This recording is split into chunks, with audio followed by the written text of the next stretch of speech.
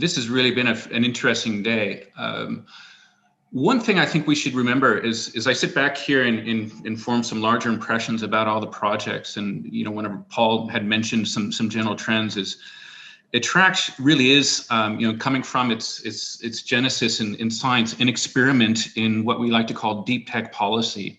That is, we're trying out some mechanisms that are, we think, are unprecedented. And that means we're learning a lot. And as we work our way forward and try different levers and mechanisms. The whole idea of deep tech, you know, we've been trying to get our hands around the definition, but, you know, we might define them as foundational technologies that come out of research or scientific institutions that are foundational. And they have, you know, they're further away from any immediate market applications. But they have tremendous sophistication and some tremendous scope of potential downstream as they are implemented in different types of products and services. But this also means that a lot of these technologies are further away from the market. They have lower TRLs, they have lower market readiness levels. But as I say, foundational technologies. We've seen them today in detection, imaging, sensing, connectivity, computation, machine learning, inference, actuation, and control. And when we think of some of the downstream applications, you know, a lot of LiDAR, water management, medical diagnostics and treatment, advanced materials or additive manufacturing, you know, gene editing, cybernetics, consumer electronics, in energy management, automation, microelectronics, so many areas where these technologies can come out. But once again, our challenge is compared to traditional investments, the type that financial markets are used to and comfortable with working with, many of these technologies are further away. Now, you know, I work for Esade, and we're a school of management, and we're supposed to be, you know, we think we know something about running businesses and entrepreneurship and commercialization. But where are the challenges for deep tech? Where do we have to work harder? Where do we need to understand more and better and deeper? These are technologies that require larger capital investments. They have far longer development times than regular VCs are comfortable with. And when the downstream applications are, many of them are I won't say undefined, but open, right? That means it's a completely different development path that entrepreneurs need to follow. And this morning, Pablo mentioned, he opened up, he says, you know, when we're moving from TRL 5 to 6 to 7, we're now talking about testing these devices, not as individual technologies, but how they work in multifunctional systems, how these technologies work in applications in specific contexts where they have to function with other contingencies and so forth, where there are interdependencies that complicate things. So when we think about our role as a business institution and someone who, you know, in the Attract community, we're monitoring this policy instrument and trying to learn what are we focusing on. Well, you know, how do we nurture these upstream technologies with many possible applications?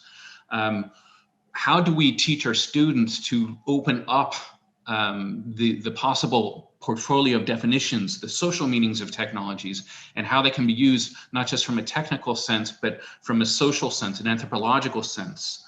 Are there specific metrics we need to develop for deep tech? How do we teach our students to think about complex systems of distribution and use that are important in these very sophisticated technologies like medical detection and medical diagnostics and so forth? What are the appropriate systems of commercialization, the business models? How do we teach students to partner with commercial partners that already have established sales channels? And once again, do we need specific funding models, finance models for deep tech compared to regular technology? These are all questions that we're thinking a lot about. And we've already learned a reasonable amount about in following Attract Phase 1. And we're very, very excited about what the track phase 2, presents us for, and what we'll be able to better understand and follow and learn from that phase of the project. So there, I'm approaching my time limit. I'd like to conclude and say thank you very much, Pablo, Ketisa, and the rest of the team for hosting this event today. Pablo, do you have any concluding words you'd like to offer? Yes. I think that today has been a very intense day. Many positive things can be sensed that are going on inside the Attract ecosystems, alliances, projects, talking to each other, etc. This is always good because it brings everybody out of the strict comfort zone of your more direct thinking on thoughts of your technology. So from the Project Admin Office, we encourage you to continue these internal movements. We have conveyed the information that we can release today. Everything is on the slides I presented this morning. The rest of the information, of course, will be available in the official launching of the Attract Phase 2 open call. As I mentioned this morning, there will be complete information, guide for applicants, etc., as in Phase 1. So we actually kindly ask you to bear with us. It's not going to be a long time. The call will be launched in May, but there are still some administrative procedures that we need to comply with. And with these words, I think that we can let the meeting to conclude, unless Michael, as the Project Consortium Board Chair, would like to really say the last words here. Okay, I ignore the word really. That means almost that you didn't want me having the last final words, but you know me, and I love to have the final words. Unfortunately, I didn't have the time to follow up all the presentations, but I think it was a very dense, a super interesting day, and I believe that there's very little doubt that Attract 2, thanks to all your hard work, will not be a success. Maybe I'm advancing myself too much because we only are at the very first day of Attract Phase 2, but all the indicators are extremely promising.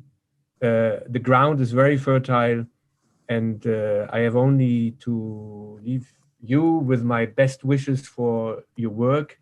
Good luck in finding the appropriate partners, and good luck with your work. Stay safe, and hope to see you soon, face to face, one of these days, very soon, hopefully. Thank you very much, and stay safe.